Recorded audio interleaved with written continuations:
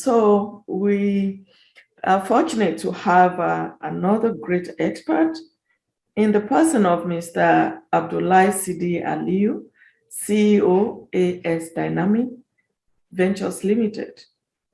Mr. Abdullahi Sidi Aliyu boasts of over 30 years of public service career in export promotion and development.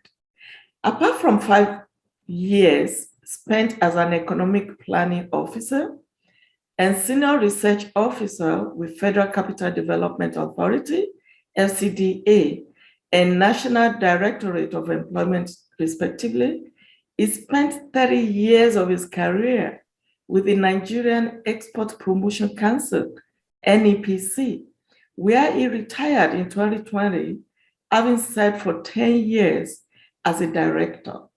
Mr. Sidi Aliyu is currently a director responsible for export trade development with the International Trade Facilitation Association, ITFA, a team of professionals engaging in providing support to small and medium-scale enterprises aspiring to become visible in the export business and to be globally competitive as well.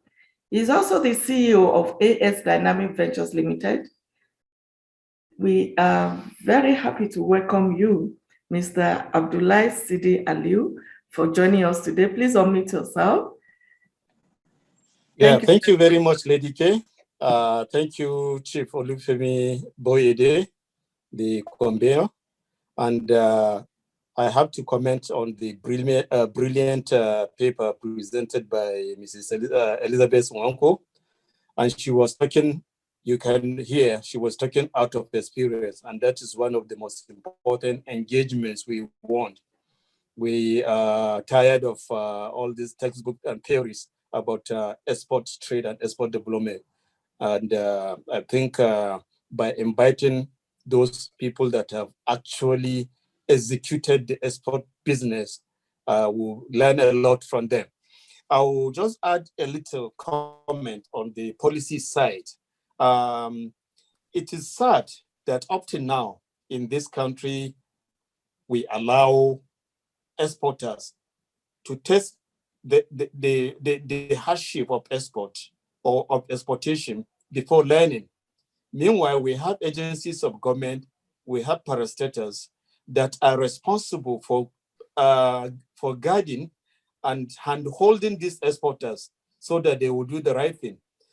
This issue of rejection, I remember when it came up, the government set off a structure under the national network of, let's say, a sort of structure that will safeguard this kind of rejection. And then it's a collection of so many agencies, including NEPC, the Agricultural Quarantine Service are also there.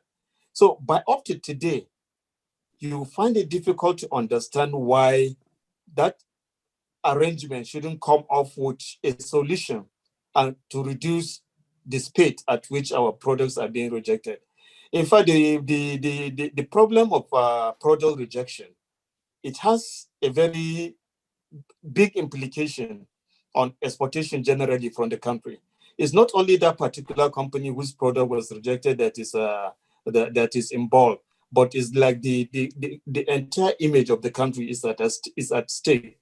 So you discover that even if your products are okay, duly certified for exportation, because of that stigma that has already been attached to made in Nigerian products, you discover that you still have to have a lot of hurdles to escape. So I think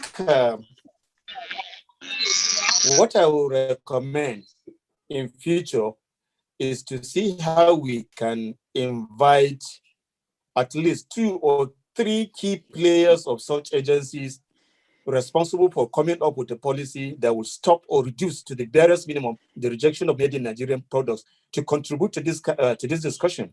There we'll learn what are the handicaps, what are the challenges that agency has been facing before reaching out to the exporters. I thank you very much, and I will leave my comment for subsequent discussion.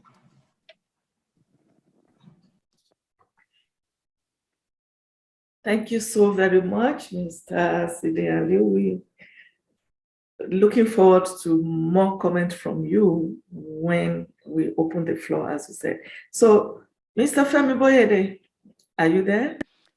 Yes, I'm here. Thank you so much. Whoever was looking at me would have seen me laughing and grinning from ear to ear. I was busy writing in the chat box.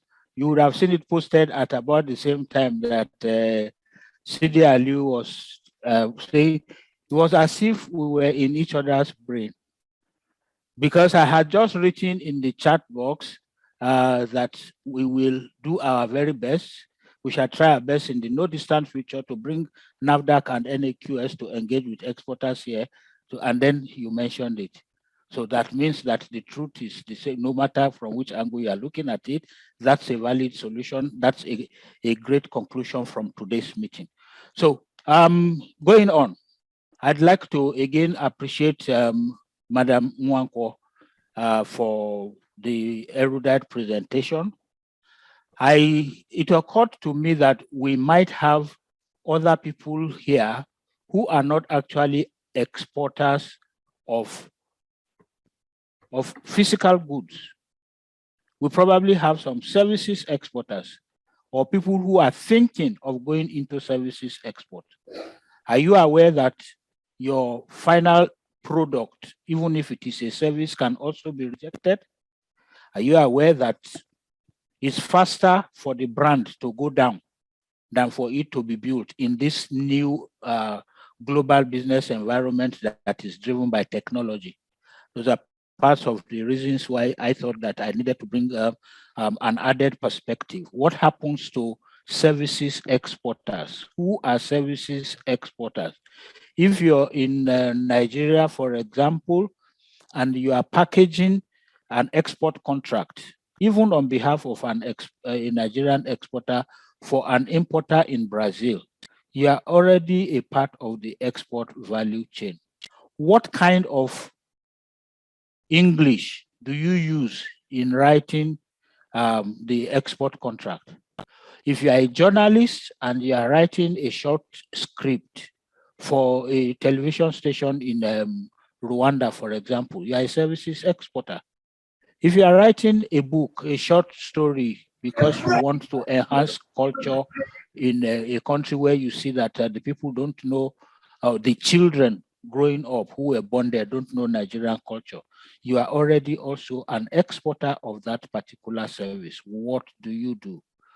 Do you proofread? Do you check the commas and the full stops? Will your buyer, the buyer of that particular service, will he receive it and be happy to pay you? I'm sure there must be a few of us here who know that if you Google, if you have a proposal to write, there are people who are registered in other portals who are there, just like you have Uber offering taxi services.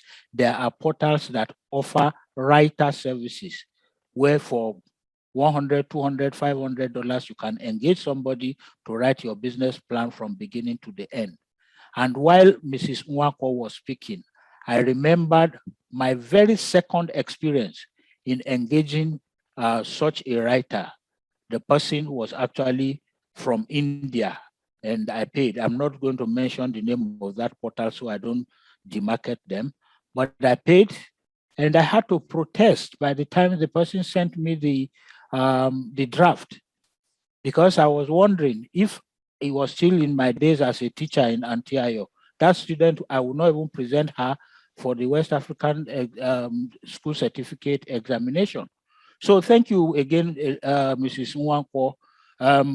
Good agricultural practices are excellent, but good preparation is what makes an opportunity to become to make an opportunity to yield a profit. If you were exporting egusi, I stick with the same example as Mrs. Nwankwo. And while I was discussing with our guest speaker, I think yesterday or the day before, I gave an example. You have the best egusi, it was dried to the highest, level that was required. But they want peeled egusi. and then you bring 50% that was hand peeled, or even 60 or 70% that was hand peeled and clean, and you mix it with the one that they used mortar to beat and beat, so there will still be some chaff on the body. This, if they go together as one batch, will definitely be rejected. I have noticed also that, especially in this part of the world, I'm talking to Nigerian exporters now, that they send out samples of the highest quality. You have to guard against that. You, of course, send out samples of the highest quality, but when you are sending the actual export consignment, then you send something completely different. That guy is he's not only going to reject it, he's going to reject you because it's not going to come back. If you sent out an egusi that was 80% clean, white, and presentable as your sample, and by the time that you are sending the final 20-foot container, you have all manner of this thing. No, it's not possible. In the Empnen Town Hall meeting that happened, was it last week or 2 weeks ago, while I was making the lead presentation, I remember also mentioning the fact of the uniformity. Madam Mwako mentioned cocoa. Cocoa, just like beans or peanuts, is presented based on the weight of the beans, the size of the beans. So you can't have extremely large and extremely small and mix them together and say that they are one batch. No, these are the things that you need to look out for. For everyone, whether you are a product exporter or a service exporter, policy, unless if it happened just like what Sidi Aliyu was saying and what I was typing, unless they meet each other on the road, in your preparation stages, spend as much time as you need to spend to carry out research. What is the importing country's position on this particular item that I want to ship to them? What's their position? Is it going to get there? Again, let's take an example because we want this to be a case study. I take yam from Nigeria. I export it directly to Canada. It's going to get rejected because the CBSA, the Canada Border Service Agency, does not have it in their accepted list that yam can come from Nigeria. And so what happens? The Ghanaian exports yam that he bought from Mile 12 Market in Nigeria. He ships it from Ghana into Canada. It is accepted. So how would I, as at that time, yes, I agree it's a policy issue, but as of this moment, it's supposed to be an interagency engagement. That's why some people like us are putting up pressure to talk to NAFDAC, to engage with sister organizations around the world to carry out on behalf of Nigerian exporters this required policy engagement.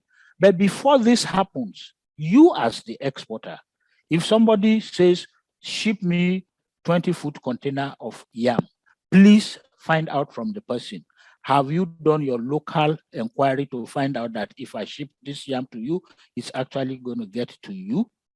Or somebody says, send me 500 kilograms of smoked catfish every week. Great idea, a breakthrough. Please find out, has that person obtained his license to import dry fish? So rejection, again, is at different stages. Those are just a few of the perspectives that I wanted to bring in, and I'm hoping that as we continue in this discussion, other people who have either had challenges before or who had questions and have other things to share as an experience can please bring this forth so that we can move forward properly. Thank you very much.